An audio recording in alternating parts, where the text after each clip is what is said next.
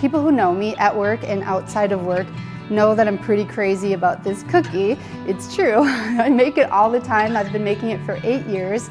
I actually made it for my wedding reception. It was the party favor. I've made it for company meetings and holiday company parties.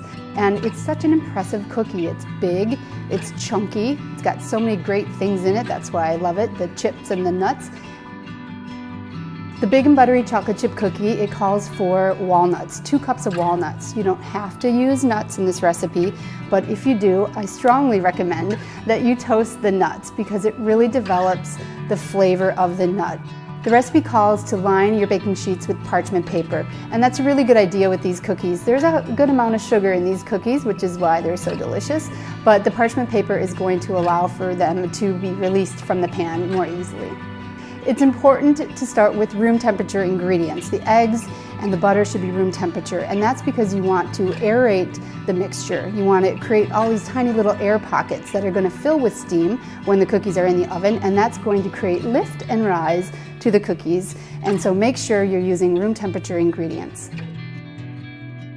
Another reason why I love the Big and Buttery Chocolate Chip Cookie is because it's so versatile. You could omit the chocolate chips and replace them with white chocolate chips. You could leave out the nuts and then use maybe chopped cranberries, dried cranberries instead. One of the things I love best about this cookie recipe is that it calls for the dough to be refrigerated overnight. And chilling the dough is great because it's going to allow the sugars in the recipe, the granulated sugar and the brown sugar, to absorb the liquid from the eggs and the extract. And that's going to further develop the sweetness of the cookie, and it's going to give it a more pronounced flavor. What I like to do with this dough is make them into the little discs, and then I pop them in the freezer, and when I have a crazy cookie craving, and my family, which is like all the time, I just pull them out of the freezer and they're ready to go. I love them because these are full of chunky goodness, they're big, they're impressive, and I could eat like 5 of them in one sitting.